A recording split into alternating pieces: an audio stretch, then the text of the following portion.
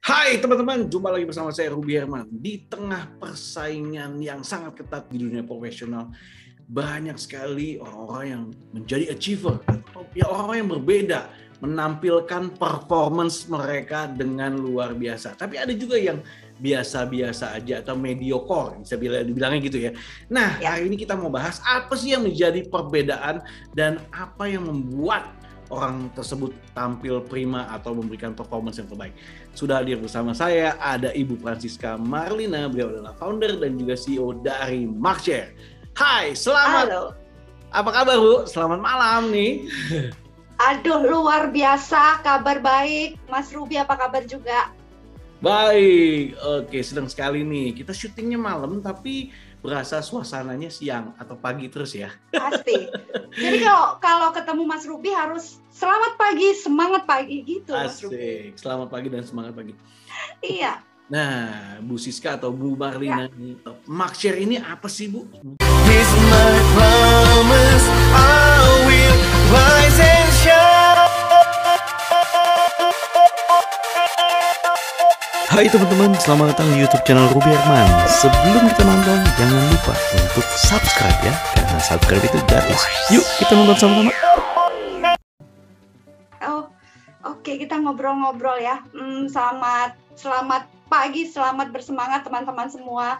Saya Francisca Marlina, saya Director untuk Markshare Training. Markshare Training adalah perusahaan konsultan jasa untuk pengembangan sumber daya manusia, khususnya atau titik beratnya lebih pada pelatihan atau training. Jadi itu Markshare Training, makanya belakangnya adalah Markshare Training karena memang kekuatannya di pelatihan atau training. Karena by the way, consulting ya Mas ya, atau pendampingan pada satu proses pekerjaan itu ujung-ujungnya harus melatih orang-orang di dalamnya. Jadi kami langsung aja fokus di sana, di pelatihannya, trainingnya gitu. Dan support kami tentu saja paling besar untuk perusahaan. Jadi individu-individu yang berada di perusahaan itu perlu kita tambahkan, perlu kita kembangkan, maka pelatihan itulah jalan paling tepat, paling efektif. Itu Markshare. Nah, kalau services kami punya dua kelas yang sangat terjangkau dalam konteks sangat bisa kita ikuti. Yang pertama adalah public class. Karena apa? Karena tidak semua perusahaan punya desain yang sudah mapan untuk mengembangkan karyawan. Kita sangat tahu perusahaan di Indonesia ya, kadang berawal dari pertumbuhan perusahaan keluarga akhirnya besar gitu ya. Kemudian satu lagi services kami atau layanan kami adalah in-house training tentu saja. Nah, dua-duanya bisa kita lakukan karena kalau public class itu setiap bulan kami selenggarakan secara reguler dan rutin. Materinya atau programnya apa saja? Programnya itu semua area di dalam organisasi, Mas Ruby. Mulai dari yang teknis, finance, pengadaan hingga sampai soft skill, sampai di power skill, sampai di materi-materi yang bagaimana orang bisa bersikap begitu. Nah, hal yang lain kalau in-house training ya, itu tentu saja mengikuti keperluan dari perusahaan tersebut. Karena kalau kita ngomong in-house training, kita bicara di sebuah perusahaan, berarti company itu sudah mulai punya rencana yang bagus untuk mengembangkan karyawannya.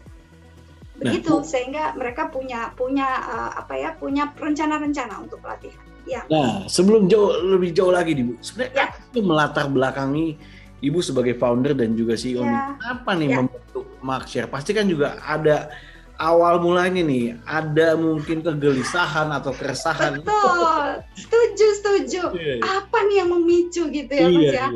Oke. Sebenarnya pemicunya itu nggak lebih dan nggak kurang dari pengalaman saya sendiri, Mas Ruby. Lucu kan ya? Jadi saya memulai karir setelah selesai sekolah gitu ya Mas ya.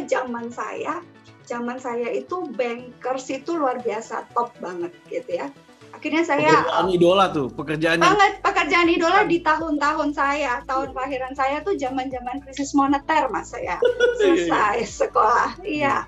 Nah, saya memulai di sana dan saya kebetulan puji Tuhan diberikan jalan untuk bisa mencapai cita-cita saya menjadi seorang bakers gitu ya. Namun nggak mulus juga karena memang zaman itu ya nyalahin keadaan, padahal belum tentu, bisa jadi kompetensi saya kurang atau apa ya.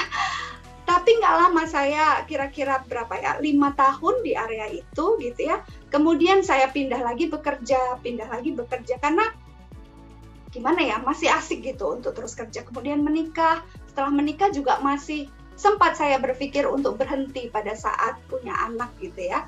Tapi ternyata saya bukan orang yang kerasan di rumah. Dan akhirnya saya tetap memutuskan untuk bekerja. Jadi bekerja gitu ya Mas ya. Poinnya di bekerja, seseorang yang bekerja dalam sebuah perusahaan, poinnya itu ya.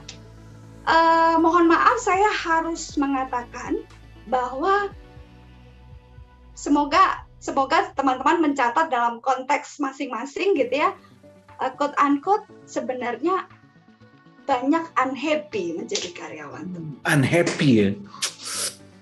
Apa yang membuat unhappy ini? Apakah terbatas oleh waktu atau apa nih? Jadi kan kalau seorang employee, seorang yang berkarir dalam perusahaan, itu harusnya itu ada satu kunci untuk dia happy. Entah mungkin pengetahuan saya yang terbatas waktu itu atau apa gitu ya, saya merasa kok kayaknya nggak terlalu optimal ya, jangan kan sampai maksimal, optimal saya mengembangkan diri dan lain-lain. Bisa jadi kebanyakan maka seseorang itu atau karyawan itu akan menyalahkan ya karena perusahaannya ini, karena perusahaannya itu, dan seterusnya. Padahal belum tentu seperti itu. Bagaimanapun sebuah organisasi bisnis itu kan pasti sangat kompleks ya Mas ya. Dan setiap organisasi bisnis ataupun perusahaan yang maju itu punya visi dan misi yang kuat gitu. Nah, kadang-kadang hal ini tidak tersosialisasi dengan baik, sehingga ritme dan derap karyawan itu tidak selaras. Nah, itu yang saya rasakan.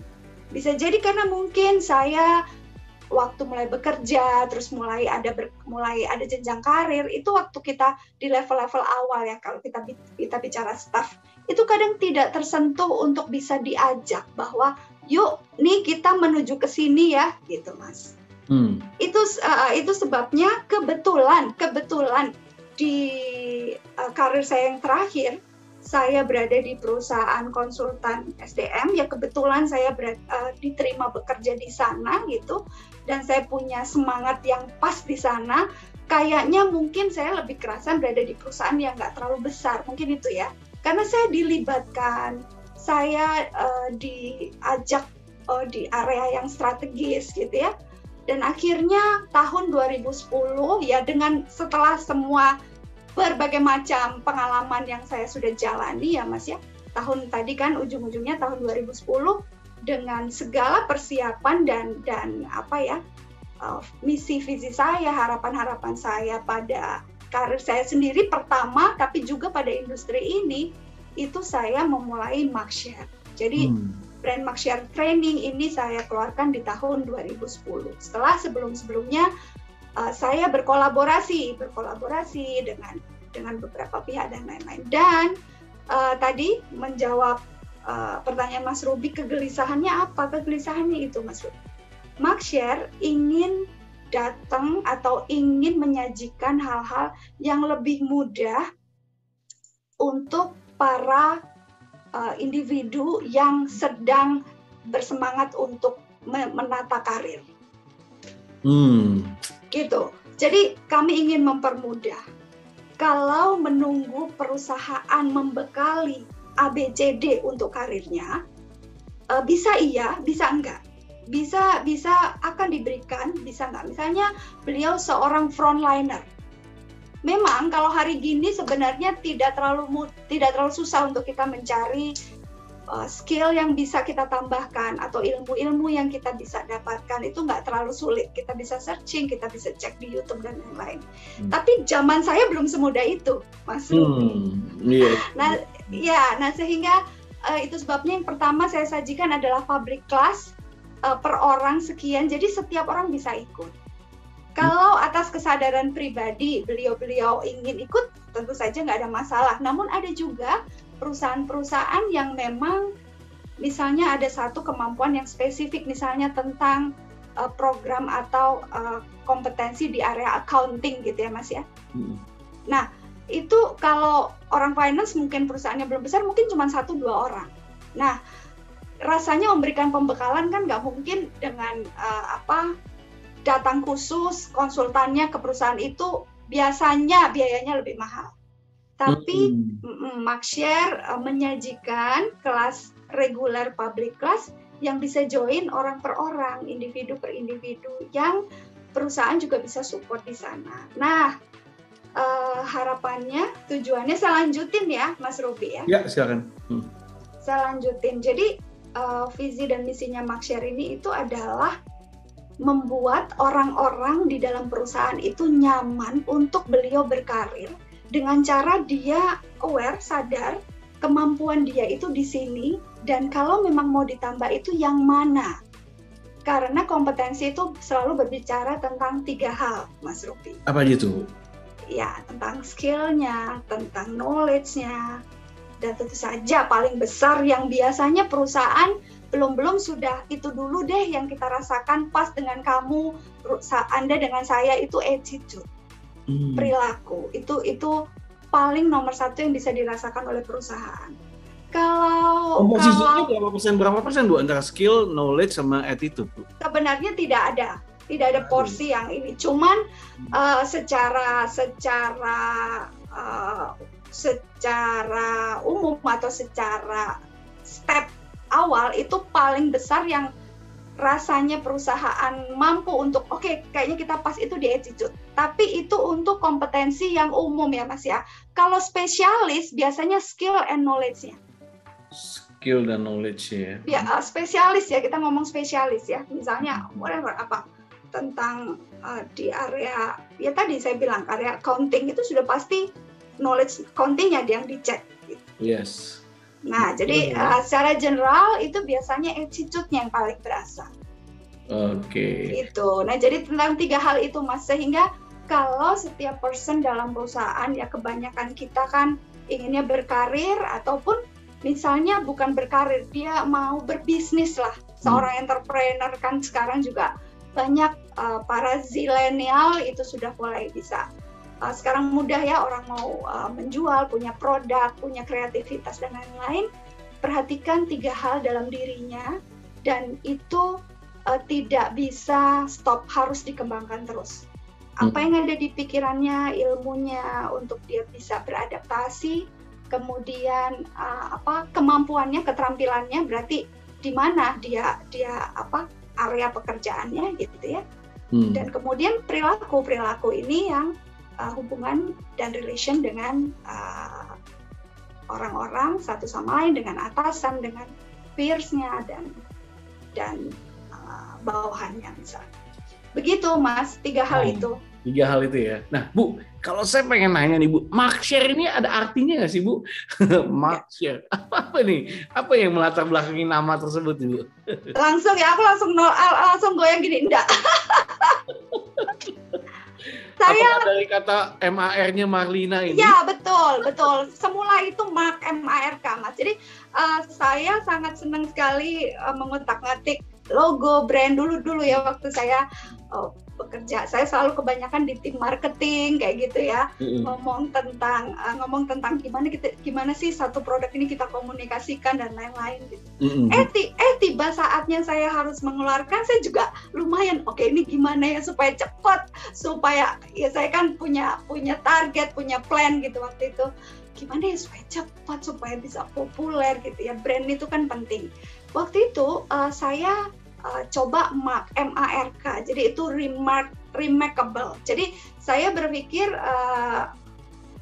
lembaga yang saya dirikan atau perusahaan ini itu mampu memberikan pelatihan yang membuat orang memorable, selalu teringat. Jadi saya tidak cuma mengemas programnya pas, program sudah pasti harus bagus dan pas gitu ya, tapi juga desain pada saat delivery, kenyamanan pada saat beliau mengikuti gitu. Saya ingin itu menjadi hal yang enak buat peserta. Dan saya selalu mengarahkan sebuah pelatihan itu harus selalu have fun, harus enjoy, harus bisa dinikmati dengan baik. Memang nggak cuman yang entertain terus, tapi dia bisa mendapatkan sesuatu dengan mudah, dengan rileks. Itu yang saya desain dari awal, pengennya begitu gitu ya. Nah, sehingga waktu itu saya pengen namanya Mark Train gitu, Mas Ruby. Cuman pada saat saya waktu itu mulai desain semua ya, website harus kita ini, ternyata sudah ada Mark Train di luar negeri, udah ada, Mas. Aduh, kemudian saya utik-utik gitu. Ya saya sebenarnya sepintas saja, nggak ada satu rencana apa-apa. Ya saya tambahin share aja.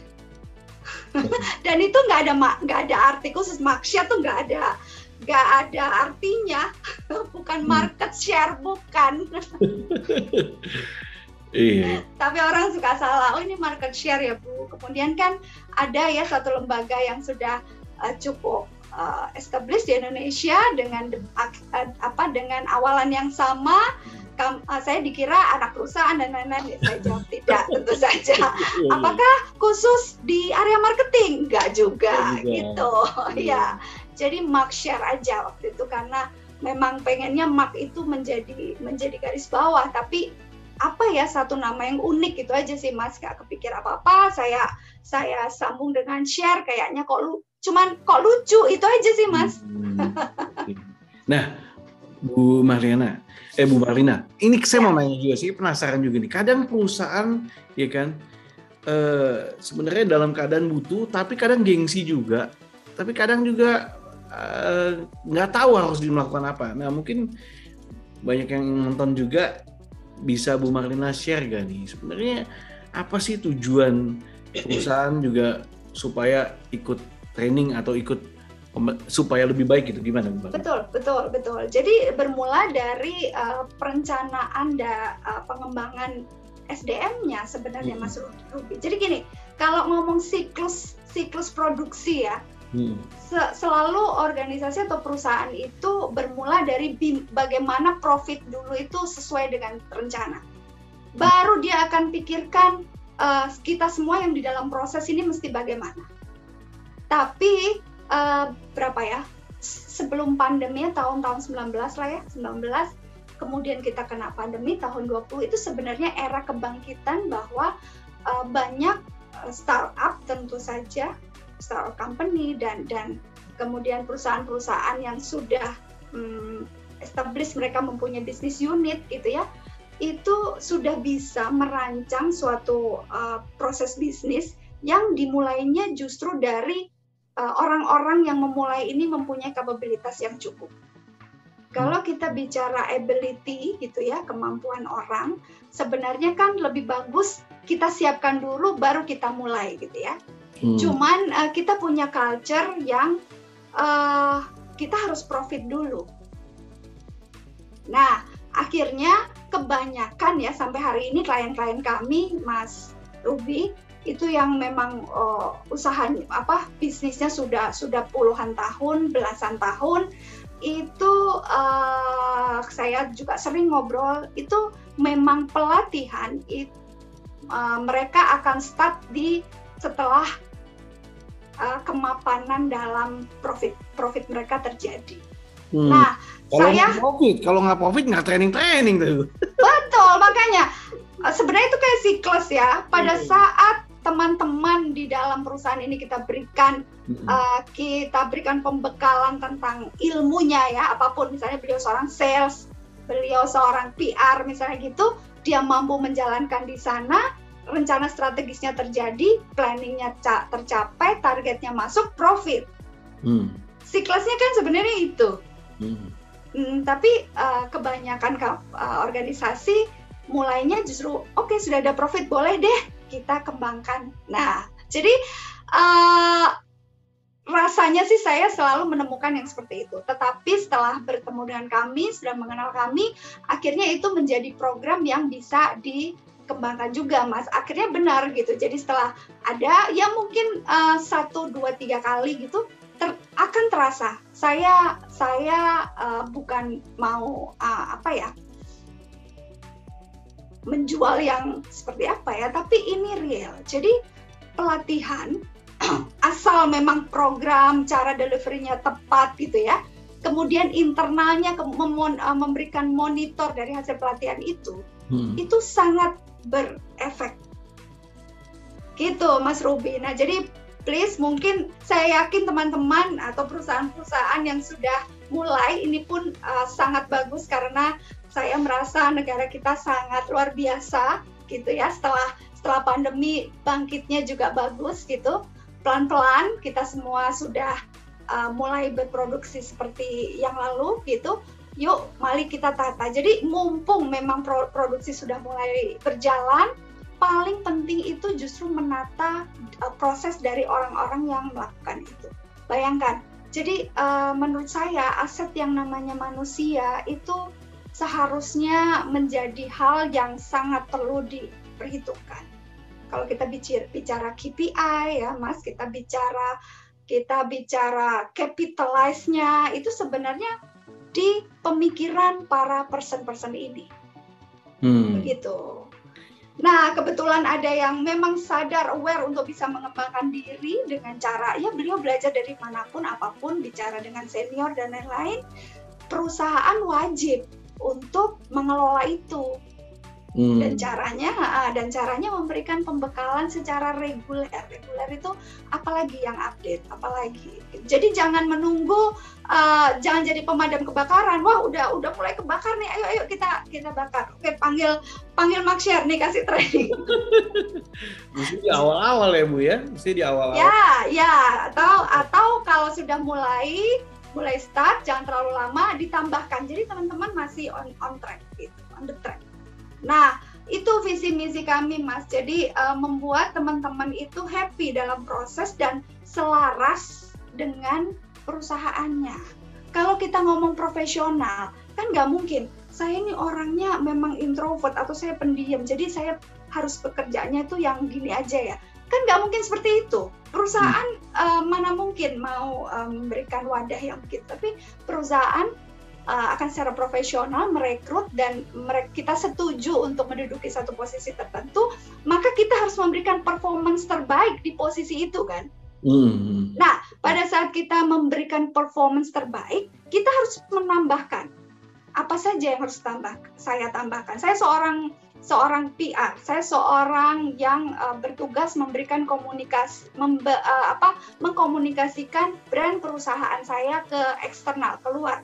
Maka planning yang dilakukan ini sebenarnya itu semua ada strategi dengan perusahaan sudah pasti, tapi kan kita secara personal tadi ya, misalnya seorang PR harus punya tanggung jawab pribadi untuk menunjukkan kan gitu Mas. Tapi kebanyakan kita masih ya sudah, sekarang tugas saya apa? Saya lakukan aja. Dia hanya mengikuti flow. Oke, kamu bagiannya ini, bagian ini. Nah, itu seharusnya sudah kita tinggalkan gitu Mas.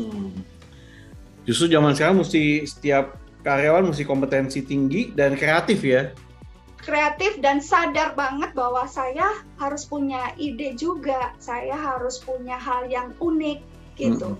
Untuk kontribusi ke perusahaan ya. Betul. Jadi walaupun dia early baru masuk dan sekarang ini era misalnya fresh graduate gitu ya, saya rasa sudah berbeda. Nah, cuman tadi kembali ke tadi yang Mas Ruby di awal bilang, kenapa ada yang high tapi ada juga yang di situ aja. Nah, itu karena hal-hal tentang awareness tadi, Mas Ruby. Kalau beliaunya dari awal atau teman-teman dari mula-mula sudah mulai karir itu menyadari bahwa kalau dia sudah komit berada di satu divisi tertentu dalam perusahaan, dia harus terus mau untuk mengembangkan dirinya. Career-nya harus terus berjalan. Harus terus bisa berkomunikasi dengan upper-nya, apalah misalnya supervisor-nya, manajernya, gitu. Yes, gitu, kadang orang mungkin nggak, udahlah yang penting digaji gitu ya, banyak mindset yang salah gitu ya. Yang penting itu sangat payah karena ujung-ujungnya seperti saya bilang pasti unhappy gitu ya. Pasti. Kalau unhappy, performance gitu-gitu aja, terus dia mengeluh kan muter lagi Mas siklusnya. Siklusnya gitu ya. Iya. Yang seharusnya adalah bagaimana bisa kreatif, bagaimana bisa perform gitu ya. Karena kontribusi otomatis kan juga atasan ngelihat gitu kan ya. Betul. Atasan ngelihat ada potensi dalam diri dan dia bisa perform, maka secara langsung income ataupun bonus juga meningkat gitu ya. Bisa jadi apapun bentuknya, ya karena setiap perusahaan kan beda-beda. Yes. Kalaupun bentuknya bukan bonus, bukan income, tapi performance dia sudah pasti dicatat, pasti noted oleh apa ya? Misalnya yang paling dekat supervisornya, manajernya, dan nggak usah khawatir. Pada satu waktu tertentu pasti beliau yang aktif ini, yang mau berupaya ini, itu pasti mendapat satu proses yang lebih cepat. Itu sudah pasti, Mas. Itu dia ya, ujung-ujungnya kontribusi. Yes. Betul. Nah, berarti buat teman-teman yang nonton ini, baik secara individu ataupun corporate, ya bisa meningkatkan kompetensi tadi, atau bisa ikutan training-trainingnya yang betul kan oleh Markshare ini. Iya, jadi tadi yang seperti saya sampaikan tentang kesadaran diri tadi, terus kan gini, so what apa? Saya mesti ngapain terusan kan gitu ya. Nah, ini beliau harus lihat lagi apa yang dia sudah lakukan. Misalnya dia cuma jalanin rutinitas gitu ya Mas, lama-lama bosen, lama-lama dia juga ya sudahlah pokoknya saya datang ke kantor, gajian, pulang kan gitu ya. Dia sendiri sudah nggak senang gitu. Nah, dia harus tahu berarti, supaya saya bisa menambah performance saya di area, ya paling gampang penjualan. Tapi kok segitu-gitu aja, penjualan saya tetap begini. Ya dia harus cari informasi agar penjualannya meningkat. Cara paling gampang mungkin bicara dengan supervisornya, apa yang bisa dia lakukan. Cara paling mudah dia bisa searching how to selling, apa saja apapun. Tapi hal lain bisa saja dikoordinir kemudian ada satu pelatihan. Pelatihan itu kenapa saya bilang efektif? Karena kita diajarkan untuk prakteknya, role play-nya lah kira-kira gitu ya. Role play. Betul. Jadi kalau jualan ya berarti sekarang kita latihan cara jualan. Memang bukan berarti kemudian setelah itu langsung bisa, tapi kan paling tidak role-nya bentuknya itu sudah dapat dan dia harus mencoba. Setelah itu ya harus latihan dan namanya pelatihan. Wow. Nah, kalau bicara soal target marketnya dari Markshare sendiri, mungkin lebih spesifik siapa aja nih? Ya sebenarnya tadi seperti saya sampaikan, semua orang yang berkarir. Yang ingin upgrade karirnya juga ya? Betul. Yang ingin upgrade karir. Jadi tinggal leveling ya Mas. Leveling itu dalam arti beliau di mana? Apakah baru memulai karir, kemudian berada di middle management, sampai di top management. Karena kami, ini berarti kami sudah 11 tahun. 11 tahun. Wow. Kami juga sudah beberapa kali eksekutif forum, dalam arti in-house trainingnya khusus buat top management. Nah itu sudah lain lagi ceritanya, Mas Ruby. Jadi yang kita berikan programnya adalah program-program yang sifatnya membuat para CEO atau para director atau para general manager ke atas itu punya satu ide baru. Jadi di genius zone. Yes. Udah beda lagi, makanya program itu lain-lain lagi ceritanya. Jadi kami sangat mendesain program itu sesuai dengan audiens. Wow, ini nih mendesain sesuai dengan audiens, kebutuhan audiens gitu ya, kebutuhan audiens ini apa? Pasti, makanya jadi kalau Mas Ruby menanyakan apa pangsa ya, target market, ya sebenarnya saya menjawab kalau untuk pelatihan itu memang paling pas untuk beliau yang berkarir dalam perusahaan ataupun beliau yang mengelola satu organisasi walaupun non-profit gitu ya. Karena semua organisasi dan perusahaan itu punya visi dan misi, punya arah. Nah, untuk mencapai ke arah itu ada beberapa hal yang perlu ditambahkan. Berarti dengan Markshare ini bisa mengakselerasi gitu ya? Betul. Insya Allah ya Mas ya, maksudnya insya Allah dalam konteks yang semoga betul bisa membantu. Dan sejauh ini betul, sejauh ini sekian tahun ini repeat order dari klien-klien kami untuk in-house terus berjalan. Kalaupun tahun ini kita belum menyelenggarakan yang itu selalu masalah-masalah teknis. Kemudian kemarin kita semua terkena kendala dengan pandemi tentu saja. Jadi ya online gitu. Online, yes. Betul. Wow, luar biasa. Nah, Bu Francisca Marlina ini kan juga pasti 11 tahun nggak mudah gitu kan ya. Banyak cerita yang dilalui. Nah, apa nih yang menjadi rahasia suksesnya Markshare nih? Sampai 11 tahun ini tetap eksis dan tetap melakukan yang terbaik nih. Gimana? Apa ya Mas Ruby ya? Kalau saya sendiri sebagai founder, saya yang mengelola terus-menerus, saya cerita yang nggak enak dulu ya. Yang nggak enak dulu adalah kami punya tim banyak dan selalu loh dilirik kompetitor, Mas. Itu sudah langganan makanan saya. Jadi, aduh, gitu ya. Dan saya mengalami banyak hal untuk itu tim saya. Nah, kalau bicara ya sudah kalau gitu bisa bertahan toh ini sudah udah oke. Ya saya hanya bisa menyampaikan bahwa desain program dan program yang kami siapkan itu semoga betul-betul seperti harapan audiens. Itu aja yang saya berani sampaikan, Mas Ruby. Nah, itu yang membuat ya sudah kita hubungi Markshare aja. Mungkin gitu ya. Karena klien-klien kami ya selalu kemudian tahun berikutnya, rencananya adalah yang ini. Ya saya nanti bicara lagi, kita membuat desain program. Karena begitu banyaknya program, Mas Ruby, tentu saja saya bekerja sama dengan para associate facilitator di bidang masing-masing. Ya kan? Setuju ya? Karena tidak mungkin pemateri untuk soft skill itu mampu untuk menjelaskan di area teknis. Enggak begitu. Jadi kami punya tempatnya dan kompetensinya masing-masing. Dan lebih lagi juga industri services dengan industri manufaktur tentu saja berbeda.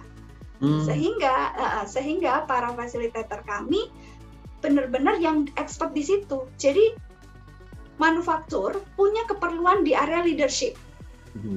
Maka fasilitatornya, expertnya juga beliau pengalamannya di manufaktur, harus di manufaktur. Spesifik, ya gitu kan? Betul. Yes. Kalau di service area berarti fasilitator expertnya juga di area services tentu saja. Karena sharing knowledge dan program yang kami desain sangat berisi dengan hal-hal yang praktikal yang sangat real untuk kemudian setelah selesai berarti tinggal caranya seperti ini. Kemudian apa saja yang dilakukan dan seterusnya. Jadi nggak terlalu konsep ya, kita harus punya patokan referensi juga ya as a konsep. Iya, iya. Nah, jadi mungkin itu yang bisa saya sampaikan, mungkin itu kekuatan kami gitu, Mas Ruby. Wow, mantep nih. Nah, Bu Marlina, kalau gitu kedepannya Markshare ini akan ada apa nih? Planning kedepannya akan ada apa nih? Yang pertama, eranya sudah berganti. Jadi digital sudah mulai. Jadi ya kalau sekarang semua klien-klien masih dengan kondisi-kondisi yang klasik, konvensional itu ya kita tetap kembangkan sesuai juga dengan knowledge yang baru ya Mas ya. Knowledge yang mau nggak mau kita harus ikuti juga di era yang digital ini gitu. Tapi pada satu waktu kami punya cita-cita akan punya suatu learning management system yang lebih mudah diakses. Kira-kira itu rencana kedepannya begitu. Cuman kita lihat juga karena teman-teman masih lebih senang untuk mendengarkan langsung. Offline ya? Lebih suka offline ya Bu ya? Iya. Jadi ada rencana kita membuat satu digital program yang orang bisa tinggal klik. Tapi kami sebenarnya juga bekerja sama dengan banyak platform sih, Mas Ruby. Ya, jadi seperti skill akademik, kemudian beberapa yang lain itu sebenarnya kami juga berada di sana. Ya, rencana paling jauhnya masih belum, ya mungkin belum bisa saya sebut juga, tapi ke arah digital kami juga sedang persiapkan. Kira-kira itu sih, Mas Ruby. Mantap. Nah, buat teman-teman juga yang pengen tahu apa aja materi-materinya bisa dilihat di websitenya ya. Ya, maxsharetraining.co.id. maxsharetraining.co.id dan juga ada jadwal-jadwalnya ya. Saya Pasti. Sudah. Kalau klik sekarang itu ada pop up, Mas, ada pop up. Minggu depan ada ini, bahkan ada tuh yang tanggal 7 dan 8 masih dimunculkan. Itu adalah yang sudah pasti. Tapi sebenarnya ada yang nggak muncul karena sudah confirm running, mungkin kursinya sudah penuh kayak gitu loh. Jadi nggak dimunculin karena kita untuk public class paling nggak 5, 7, 8 orang gitu. Karena kalau terlalu banyak nggak enak juga kalau public class. Yes. Jadi buat teman-teman yang ingin upgrade skill-nya, upgrade knowledge-nya, upgrade attitude-nya, tadi 3 hal ya. Ya. Skill, knowledge, attitude. Ska, serius. Betul. Kalau attitude itu biasanya belajar dari yang kayak handling komplain gitu ya Mas ya. Itu kan menambah. Jadi kalau ngomong perilaku kan nggak enak ya. Emang saya salah apa? Itu kadang orang nggak bisa. Jarang orang punya kesadaran untuk mengkoreksi dirinya gitu. Tapi kok apa kendala yang dihadapi di lapangan, misalnya saya itu membuat laporan tapi kok atasan saya responnya seperti itu. Nah, dari situlah kita belajar merapikan area-area perilaku ini penting. Kalau ketemu orang yang perilakunya menyenangkan, welcome gitu kan ya, maka udah adem duluan. Kayak kita udah tahu gitu loh. Jadi itu membuat atmosfernya gitu kan. Saya belajar nih dari Maxshare nih kan, bagaimana senyuman, welcome gitu kan ya.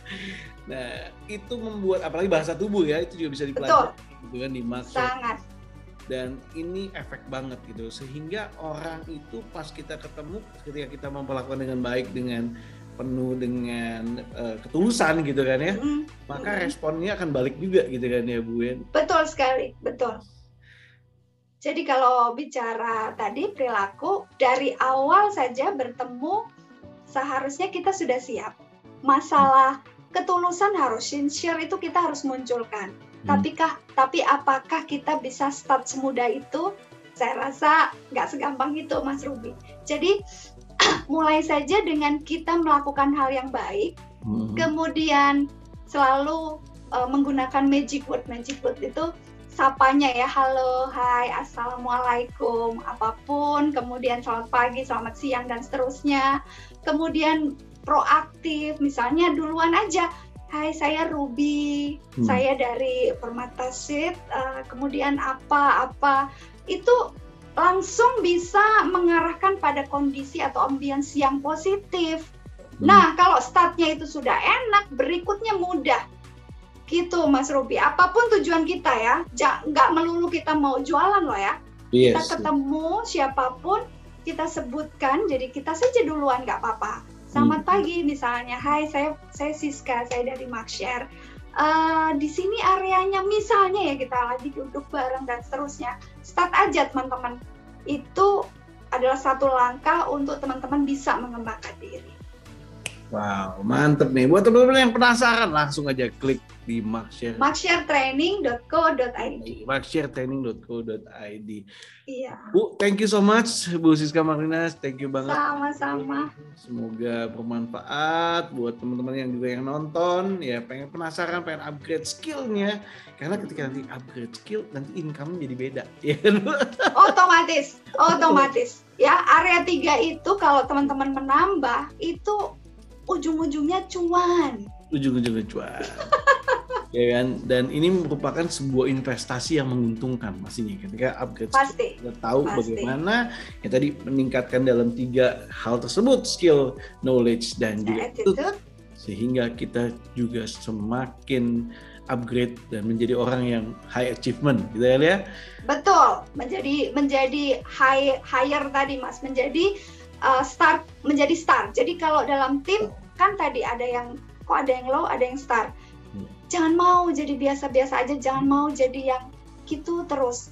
Sudahlah kita unhappy, tapi kita harus masuk ke track yang lebih cepat, fast tracknya dengan menjadi star. Wow, luar. Dan caranya naikin sendiri kompetensi teman-teman. Salah satunya ikut training. Yes, thank you so much sekali lagi Bu Siska Marina. Iya, terima kasih Mas Ruby. Thank you buat teman-teman yang penasaran, jangan lupa untuk klik langsung www.marksharetraining.co.id. Terima kasih sekali lagi, sampai jumpa di next episode Rahasia Investasi Sukses. Saya Ruby Herman. Bye-bye.